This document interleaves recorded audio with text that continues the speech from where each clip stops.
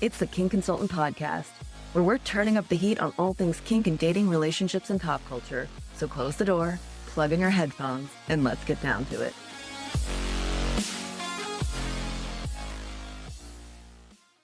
Hello, and welcome to this week's episode of the Kink Consultant Podcast. I have a very special guest this week. We have Lauren LaRusso, a therapist who specializes in infidelity for individuals and couples. And when I came across her Instagram account, I was so impressed with the work she's doing, the taboo topic she's talking about, and I felt a real kinship being online and talking about things that can be such a hot button issue. So welcome, Lauren. Thank you for being here.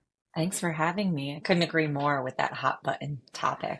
Yeah, and I think more people than you'd ever think have been touched by cheating, whether they are cheated on, the person cheating, partly because I think it's not being talked about. Let's start there, though. What do you define cheating as? Any kind of emotional, physical, or combined type betrayal of the pieces of a relationship that belong exclusively to that couple. And they are brought outside of the relationship without the awareness of one of the members of the partnership. It's kind of a broad topic then, right? It's in the eye of the beholder in many ways. It really is in the eye of the beholder. Honestly, you could talk about what's considered kink and say the exact same thing of it is in the eye of the beholder. You and I actually are no strangers to cheating. I think we've both had partners who cheated on us. And I think that's what makes it interesting too, because you're not talking about this from like a pedestal where you're looking around and just saying, I know how to help people through these situations. You've actually been through it yourself. Was that what kicked off this work for you?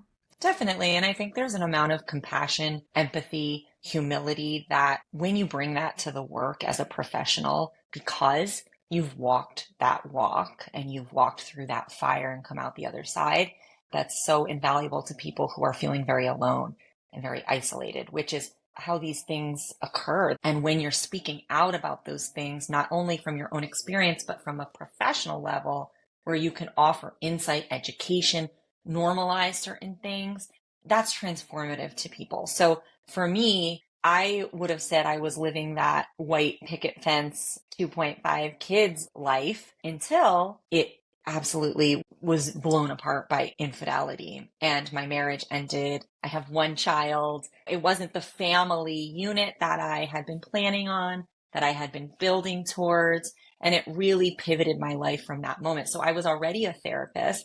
I was in private practice. That was going great. And then this thing happened. And ultimately, I had to dive into my own healing. I mean, you cannot healthfully help people when you are still in the throes of your own pain and disorientation. So this topic was not something I touched until about 4 years later, when I had gone through many rounds of grief, change, trauma healing, trauma work, understanding, and really just basically metabolizing my experience and creating and stabilizing my life anew. Then I felt like this tension between myself and the experience I'd gone through and the greater world, and knowing that I had to start to speak out and do something on a wider scale about it, because I knew I wasn't the only one by a long shot. But why aren't we talking about it as much as it happens? It's a real problem. When I really started to dig into the numbers, I'm like, how are we all staying so quiet on this? We don't like to talk about our ugly parts, our vulnerable parts, our shameful experiences, the pains that we've endured in our life, as much as we like to show and celebrate the parts of us that keep us safe. So it's really a safety thing. We want to protect ourselves, our bonds. So we tend to self-protect around things that we don't trust ourselves to understand. We don't trust the world to handle and understand well. And I really think it's this self-fulfilling cycle with infidelity, cheating, betrayal in relationships. It is so much more common and super common to couples who stay together. We see these relationships, marriages, 30, 40, 50 years. Tell me there wasn't betrayal at some point by one or both parties in some way. Maybe I'm jaded by the work that I do, but it's a long time to stay together and never have to go through something significant that shakes everything up and causes you to have to deal with some crisis in the relationship. So we don't talk about it. We look at people, we put them on those pedestals, we celebrate the anniversaries, and then we feel like if and when that happens to us, we've failed. We've singularly done something wrong or bad or we are unlovable or imperfect as people or partners. But the truth is, it is happening out there, and people are just keeping it within the confines of their little homes privately, because social media is a perfect example. Is we don't like to show the parts of ourselves that we're not proud of, that feel like failures. And I would say that betrayal in a relationship feels like a failure. It's not a failure. It's a crisis and an experience that you need to get through, grow from, figure out what to do about. It's a tremendous heartbreak, but it's not a singular failure by any means. But I think we see it as that, and we really self-protect around it as a culture, society, and individuals.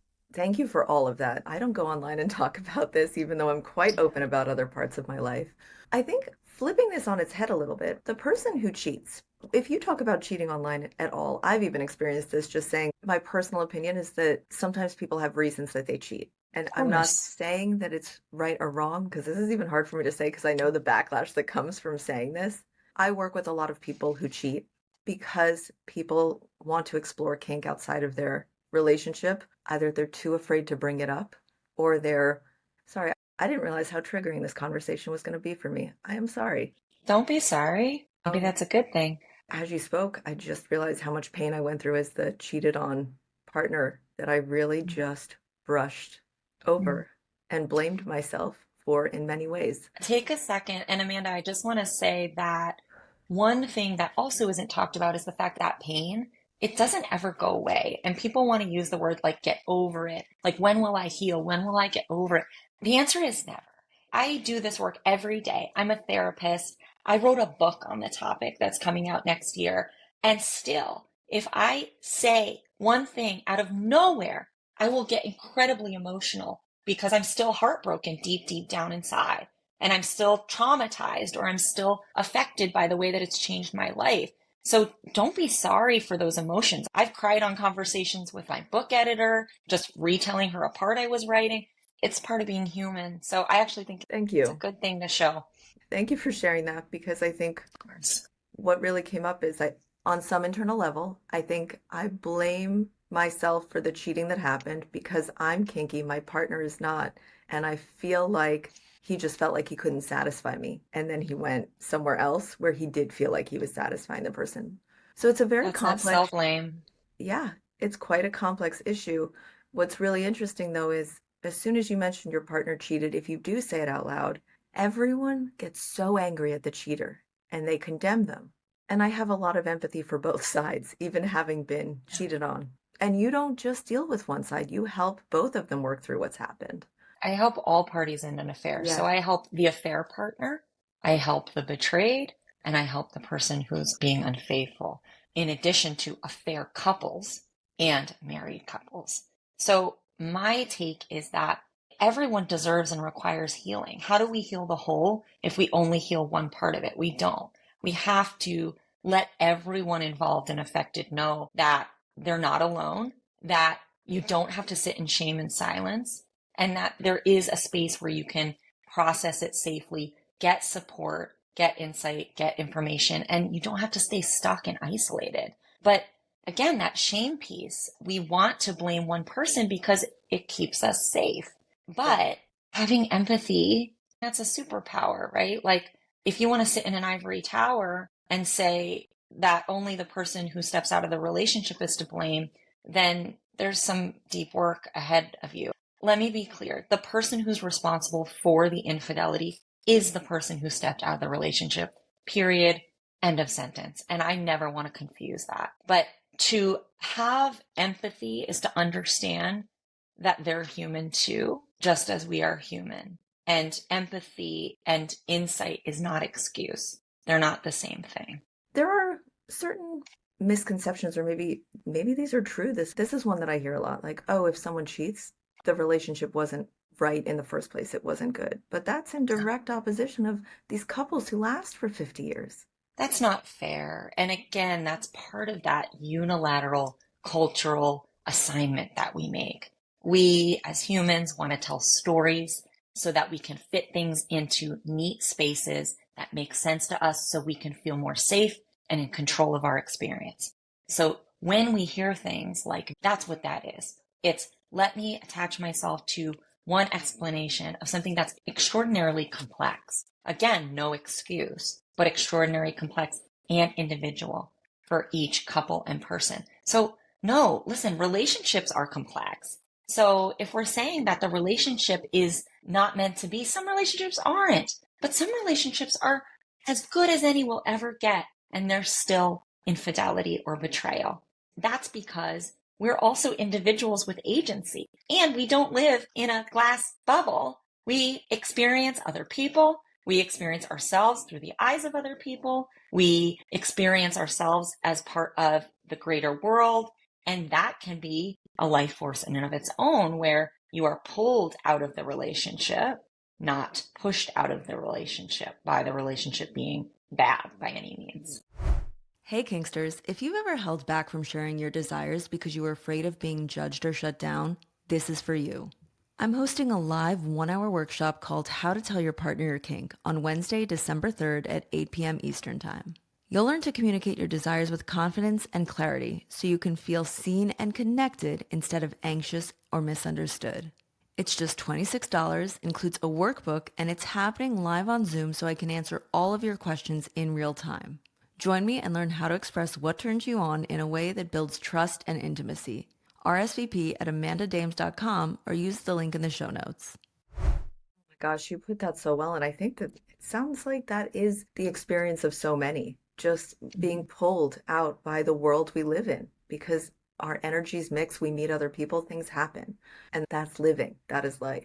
Are there commonalities though? Is there in your work this like number one reason that people cheat? Do you see reoccurring themes throughout like most of your clients? There are some people who will have that distilled list, and I really don't. And there are big themes, like, for example, having an avoidant type relational style. That is going to be a big vulnerability to infidelity, because the difference between the person in the relationship who goes to the mat when they're having disconnection or unhappiness or an unmet need or desire, when they turn towards the relationship, that's going to be a huge strengthening factor of that relationship, a huge protective factor of that relationship. When you're avoidant, which many people are, we grow up conflict avoidant, we grow up learning that we cannot speak our needs, our desires, our wants, our feelings, that we can't. And we're terrified to. We're terrified of that experience, whether it's because our partner gets defensive, which is normal, or extra defensive, which is maybe not a great thing, or because there's conflict, or because it just makes somebody else have to experience us more honestly. There's a million reasons for that avoidance, but avoidant people in relationships are so much more likely to silently and unilaterally just go out of the relationship to handle their issues instead of towards the relationship. That's a huge thing. So there's avoidance as a personality style, a relational style, an attachment style. It takes a lot of different shapes. And then there's narcissism, personality disorders. That's a huge one. There's almost nobody with narcissistic personality style or a high conflict personality style that isn't going to find fault with their partner enough to justify getting their needs met somewhere else. And they will never get enough from their partner because they can never get enough really from anybody. Those are some big ones, but there's a million different reasons. And that's why doing the individual work is so important. Yeah, and all of those are really great points. I want to touch on something you said about not just the avoidance, but this idea that a partner's never going to really accept the honest version of themselves. You said a variation of that. And I think that stuck out to me because so much of what happens in the kink world is we, and I can speak for myself as well, will have a kink and feel a lot of fear that I won't be accepted once I bring it up. So sometimes I will hide it for a really long time in the past, not anymore. I will hide my kinks and just bring it up like months into the relationship when other parts were established enough. And there was a fear of rejection for that entire time until I brought it up. And that's one of the things that is common in the work I do.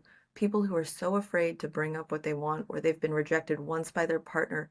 So instead of going to the mat, like you just described, sometimes it feels easier. And one of our justifications, and I'm not saying this is narcissism, is, oh, they don't want this anyway, and I want the relationship. but they don't want to do this with me. So it's okay that I'm doing it with someone else. It's not like Yeah. sex where they want sex. They don't want to spank me. I use that example because Mhm. I like to be spanked. So like, let me go somewhere else to find that. Have you worked with any couples who have kink as one of the reasons they leave to cheat? Oh, time and again. And again, it's on this spectrum, right? So I'm Mm, not a kink expert by any means, but it's on a spectrum. And really, it comes back to that rejection piece. Either I don't want to be rejected by my partner or my spouse, so I'm not even going to bring this here. Or there was one time when I said, spank me, and they said, ew, what? I'm not going to do that. And immediately I felt filled with shame. And I shut down and I never said it again. And then I brought it somewhere else. We are more emotionally fragile than we want to ever acknowledge and admit to ourselves, and rightfully so. Why is there a whole world of vulnerability research that got so huge in the past decade or two? Because being vulnerable is so scary, and we certainly struggle to be most vulnerable in the places where we have the most intimacy, our marriage and our lasting partnerships. So that rejection piece is huge. And I really appreciate how you isolated this one piece where someone actually thinks that they're like protecting their relationship or saving their partner or their spouse from having to even be uncomfortable by going and getting their needs met somewhere else. There's this backwards inverted logic where it's, I just don't bother them with this thing that I know they don't want, then I'm actually stabilizing my relationship. that is something I do hear a lot. And it's tough because I understand on a very core desire level of like how deeply it's needed from Mm. what I want. But with vulnerability, in order to be vulnerable, you need to create a safe space where you feel comfortable enough. Is that some of the work you do, helping couples get back to a repair stage, creating that safety to open up? Yeah, I do. And frankly, I work probably more with unfaithful spouses than any other demographic. The couples work, when you're dealing with infidelity, now you've created a whole other problem. And so the infidelity itself becomes the greatest issue. You can't even touch those other issues, like getting your sexual desires explored or growing. You're not growing and building anything in the relationship when you've had a crisis that tears everything down. You're really in triage mode. So my work is a lot of that triage mode. But what I definitely do is I encourage honesty. I think that honesty is the antidote to any relationship. That's the fastest way to find out if someone's going to meet you where you need to be met or whether they can't or they won't. But if we're not honest, we will never find out. We will make a decision inside of ourselves before we will ever have the opportunity to find out from the other person. So there's no safeguard against infidelity, but I think if you can start practicing honesty in your relationship, that's where the good stuff happens. Now, you have to be safe and honest. You have to be a safe person to be honest with, and you have to be safely honest with the other person. Let's say you're having a conversation about sexual desire. Don't shame your partner. That's unsafe Yeah. communication. But to say like, babe, that's not my thing. And like, I hate to say that because I wish I could be freaky in that way, but I'm like finding myself a little like shut down around it. I'm a little embarrassed around it. Don't shame them. Just own what's coming up for you. And then you can say, so how do we work with that? Is that something you need? Or is that something we can shelve or come back to later or not do and you'll be okay with? And having those kind of conversations, that's a negotiation. And partnerships are negotiation. So we're not taught these things. We're not taught that relationships are supposed to be a negotiation of needs and wants. So instead we do things like, oh, how could you want that? And then the rest is history. You're so spot on. We are not taught these things. In fact, we are taught the exact opposite. I am supposed to find my Prince Charming, and he's supposed to step into my life and know everything I want naturally, and we're going to live happily ever after. So I'll sit here in my ivory tower waiting for him to crawl up. That is the story we're told, and I think so many of us still hold on to it. So when something like this happens, or when we do feel kinky and we're afraid, it just feels, oh, this is wrong. It's not the right thing for me just because this one piece doesn't match up. Yes. And I think that that's really relatable to a lot of people and how we end up in situations, not just infidelity, not just being cheated on or cheating, just being kinky and being scared to bring it up. It's that embarrassment of who we are that might not be accepted. That's not the storybook ending. The parts of ourselves that we've learned aren't invited to the table. we tend to banish, and then they come up because they will. Oh, And yeah. we don't know what to do with them and we can't bring them in. And I deal with this a lot, and I'm curious to see if this comes up in your work, where someone enters a relationship almost dishonestly from the beginning. And I think you alluded to this as like you bring it up later, Yes. but they get married under this guise of not having any desires, not seen as on the fringe or any needs or wants, but they keep those a secret. And then 5, 10, 15 years later, when they have an affair or they've been seeing a mistress or getting their needs met, their sexual desires met somewhere else, and it's found out, they say, I wasn't honest with you from the beginning. It's not your fault because I didn't even show you this part of myself. And that's huge because it feels like this betrayal of, I married someone that I thought I knew, but I was never going to know you because you always hid that part of yourself. Oh, yeah. So it's 50-50. For some people, they just realize later in life, they're 50 plus years old, married in their 20s, and just never even thought they took their role that society told them, like, you're the man, you go get the job, and you provide for your family, never thought about their own needs in any other way. And then their wife might even be open to it, but it's not something then they felt comfortable bringing up. But then, yeah, I think I'm going to own up to that. I am divorced. I was married. And what I did was I pretended it wasn't that big of a need. But I was also telling myself that. I was like, I Mhm. don't need this. But yeah, it happens that way. And then you're not your full self coming into partnership because Right. you're And not accepting yourself too. exactly. And I think most of us are walking around in that state, myself included. It's what it is to be human. How can we know ourselves fully? That's impossible. How can we live into all of our parts of ourselves immediately? We change, we grow, we evolve, we experience ourselves differently. Our needs and desires change and evolve. And that's shaky ground for a relationship. We're either going to grow and negotiate this thing together or we're not. And that's where I meet people ultimately. But I also want to say that a lot of times people think they have expressed themselves as well, but really it was once, or really it was like a whisper, or really, right? And they're like, well, then that one time, so I just decided forever. And then the affair is discovered, or the kink is revealed, or whatever. And it's like, I told you that I wanted that once, like 10 years ago, and I didn't realize it was that big of a deal. So I said no, and I thought we moved on. Be louder, be Yes. more insistent with your desires. Be more honest, be more open, be more vulnerable, because ultimately it's going to catch up with you. So a whisper is not enough. A complaint is not a request. All of these things we're not taught really catch up with us in the end. Like that, honestly, as you were saying this, yes, this is where the honesty piece plugs in perfectly. We're growing as people. We don't know every part of ourselves. So if you practice honesty continuously, when these new parts come up, the feelings or desires surge within you. If you've already been practicing honesty, it's a natural conversation. And to your point, please do not hint at your kinks. Please do not mention them once. You have to come to the table and truly express yourself, explain how important it is to you, because that's giving your partner the full picture. If they understand this is something, any serious conversation, you're going to sit down and have a serious discussion. If this is a need you have that you haven't previously disclosed, bringing that level of seriousness and weight to the discussion is important. So I'm glad you You said have that. to risk the Yeah. relationship because you're going to end up risking it in more devastating ways. And I think we don't want to take that risk. We want to stay safe, and then ultimately it's going to come back to you later.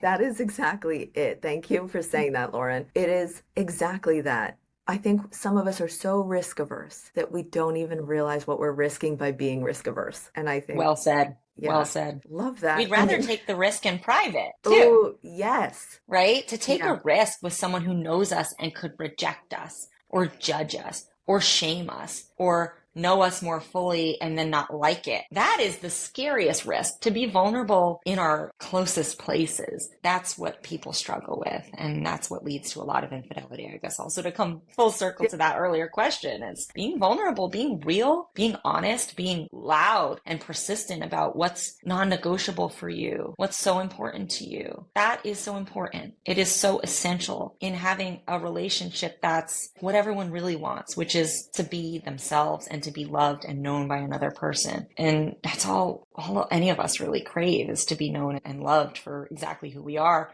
But then we don't let other people even know us because sometimes we're afraid to even know ourselves. That is okay. So that might be at the core of it. And I think that is something, even if infidelity isn't something that we're considering, that hurt and pain and fear, I believe is universal, even for the securely attached type of person. That fear exists, right? Yes. Oh Yeah. my God. And to the point of we're never all healed and all that stuff, I have done so much work on myself. And I would say I am very securely attached. And the idea of my partner leaving me will flatline me until I gather myself again and go, if that ever happens, you're going to be okay. You're going to be okay. You've done this before. Nothing is forever. That could happen. But the visceral fear we carry inside of abandonment, we're born with that. And so we're taught that to be abandoned or left by the people that we are bonded to, that's death. That feels like a living death. So it's enough to bring anybody to their knees, and it does. And so there's none of us high and mighty and walking around, oh, I just teach other people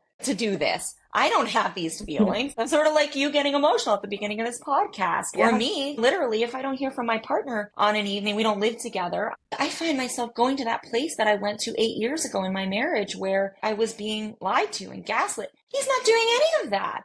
But I'm human, and that stuff lives inside of me, and I have to work through that. But the fear of abandonment and the fear of being hurt and rejected and shown that mirror that we're not good enough, oh God, I can't think of anything much more painful than that. No, it's so painful. And you say being shown a mirror, but I'm realizing when you said those words, I carry that fear as well of what if another person, I'm not in another relationship yet, but it's if I'm left again, my immediate fear is then everyone is going to know I'm not worthy because everyone's going to think it's my fault that people keep leaving. And it's such an internalized fear of, oh, other people are going to judge me and think it's my fault. It's almost to the point that I've internalized that it is my fault. The fear is other people seeing it, right? I was just going to say that really deep down inside, we fear we're unworthy. So if it happens again, that's just a reinforcement of our deepest seated fear that really we're leavable. Like everyone else deserves a relationship and fidelity and love, and we somehow are unfit or unchosen for that, and we're going to be left. And for other people to know that too, it's just salt in the wound. But really, it's a deep fear we're carrying around. But to your point, flatlining and just realizing also, I have survived this already. Like, it wouldn't be pleasant to survive it again, but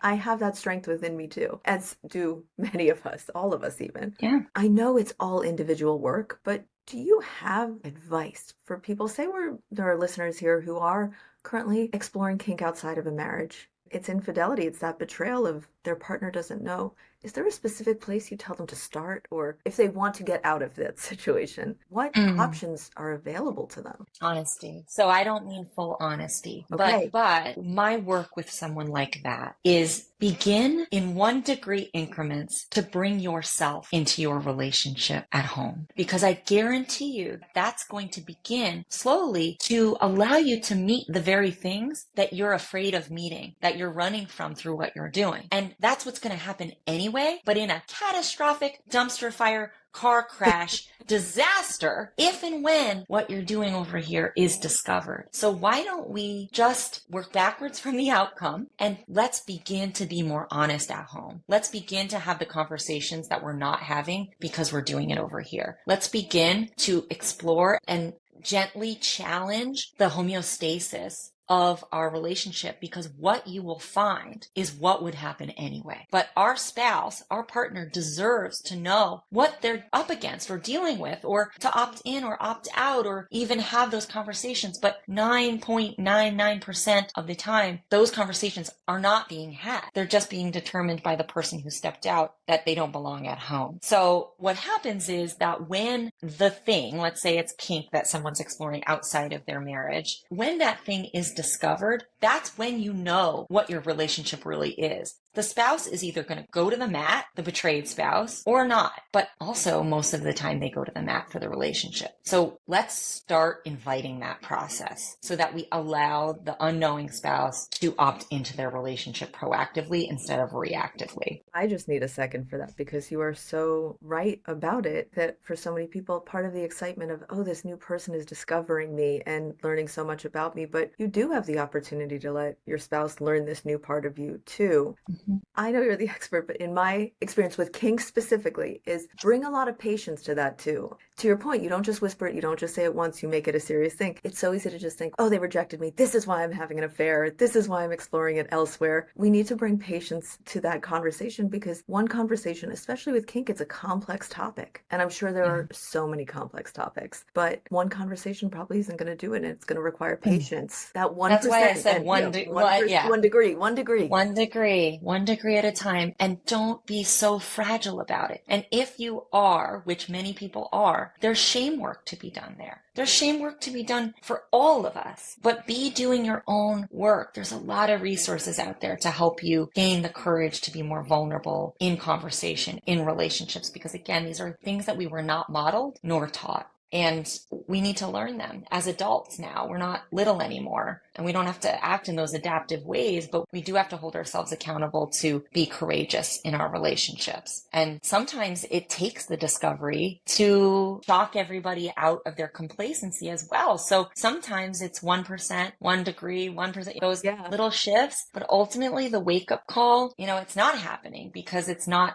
enough to shake somebody into realizing that their relationship is really in crisis. That's where sometimes I do encourage people to say, our relationship is in crisis. I'm not okay here. We need to front load those conversations a lot more often because we're not okay. We're having an affair. We're sleeping with someone else. We're exploring our kink. We're being more honest in the dishonest relationship than we're being at home. Our spouse deserves to know that the relationship is in crisis so they can figure out what their response to it is. Yeah, that's how you consensually go about it. I am smiling because when you talked about shocking people awake, what you did when you said don't be fragile about it is shocking people awake in a way. And I think sometimes we can be a little bit soft on people and be like, oh, they're going through a lot. But your point is exactly right. Hey, don't be fragile. And if you are, that's okay. But you have some work to do. There's some shame in there. Dig in there. I think that's something we shy Stop away handing from. the responsibility to your partner. Because again, that's you keeping yourself safe and being risk averse. Oh, it's their responsibility to receive this well. Well, yes, that's part of a relationship, but it's your responsibility to communicate and be honest and give them time to adjust to what you're saying, or give them resources and give them the opportunity to learn or explore or just wrap their mind around it. But unless they know what they're dealing with, that's not a fair fight. Like, it's just not fair. So I think that we're not taught to be courageous in relationships. And ultimately, it takes us losing them sometimes to learn what kind of work we have to do to be more courageous. And some people never do that work. And that's okay. A lot of people don't want to do the work. It's very scary. It's very confronting. And frankly, some people aren't interested. And that's okay. But we're here for the folks who are. And I would say it's a life well lived when you're willing to lean into that space. Oh, I completely agree. I think that the regrets people end up having are the things they didn't do or the things they didn't say. And so much of the important part of that is saying it honestly and showing up honestly, showing your true self. You mentioned resources, and I want to call out that you provide so many great resources. So if people go to laurenlarusso.com, you have tons of resources available for, I think, every party involved in an affair situation. And I had a look at them earlier. I think that they are a great place for so many people to start. So I would encourage anyone who is in the throes of it, is still healing from it. Like today I learned, wow, a year on, I'm not as okay as I thought I was. And I want to go revisit some of those resources because I think I have some fragility to work on in order to show up in my next relationship fully and trusting. Okay, so I just want to say that you have so many resources, and if anyone is affected by cheating in any way at all, whether you are the affair partner or it's happened to you, honestly, if you're just curious about it, I think it's worth diving into some of these resources. So you can go to laurenlarusso.com and start your journey there. Thank you for saying that. It's funny how you say even you're thinking about it. That seems weird. What do you mean you're thinking about it? Most people aren't thinking about having an affair. You'd be surprised how many people reach out to me going, I was on the cusp, or I was starting to think, I'm bored. This marriage has been 30 years. Can I do this forever? And I saw your stuff and I realized what I was about to step into, because what I do on Instagram and what I do in my public education work is I basically show people what happens. I show people the things that they would have to actually live into if they did it themselves. And so they're getting that opportunity to see something that come full circle to the beginning of this podcast. people don't talk about and people don't see. So when I give you that window, now you can make some better informed decisions like, wait, I'm going to break my heart later when I have to choose between relationships. Well, I don't know that I want to do that. Or, it's going to cause trauma to my spouse and kids. Let me just pause here. And the work that I do and the education I do is not with any kind of agenda, then presenting what is and allowing people to make decisions for themselves about what that means for them and to them. And I think that's all any of us can do. It's a shame-free space. It's a judgment-free space. And one thing that I'm really proud of that I launched recently are memberships. So there's a betrayed partner membership that's really active. It's a beautiful group of people who are really committed to working through their pain points, understanding themselves better because of what happened, no matter if they're staying together in their relationship or healing alone. That's a hugely supportive community. And then I have a community for folks who are in an affair and they're either trying to end it or trying to decide whether to commit to it or trying to decide what led them to it. All different folks are in there, affair partners and married, unfaithful partners alike, just being honest in that space about their challenges and where they found themselves. And so those are tremendous resources that I'd recommend, and they're on my website as well. Thank you for mentioning those because I remember seeing that. And Mm-hmm. one of the things that I think I would really encourage everyone to just go check out your Instagram, because the emotional vulnerability and raw honesty you bring in that 5 years in the future view, you're able to give people of like, if you take one of these options, this is where you may end up. Something that sticks with me, if you are the person having an affair with someone who's married and you're the single party, it's oftentimes they continuously try and stop, but get pulled back into that scenario. And that cycle, it sounds scary. The idea that I'd want to leave and would just keep getting pulled back in. And that content is what spoke to me the most when I saw it, because I'm not in that situation. It hasn't been put in front of me. But the empathy I felt for these people that you work with who are going through this, that's tough, especially It's so seeing hard. the other partner be married. Oh, you've bonded to somebody and you have hope for a relationship. That person's not available to you. And then they're on vacation with their family. Or then it's your birthday and you're alone. Or then it's New Year's and they're with their wife at a party or their husband at a party. Whatever the situation is, those early acts of chemistry and connection will bring you there, because it's so easy to feel that spark with somebody or slowly move into that space of connection. Maybe it's a colleague. Maybe it's someone at the gym, someone that you see regularly. Maybe it's someone you just met in the wild and you're like, oh my God, but they're vulnerable in their marriage for whatever reason. And they present as a little bit more available than they really are. And it can lull someone into a sense of like, well, this is temporary until they can address what's going on at home and leave their marriage. So when we put the cart before the horse, unfortunately, there's a lot of heartbreak involved, because that person needs to end their marriage before they can be in a relationship with you. And unfortunately, the affair itself makes that a lot harder than being in isolated pain of relationship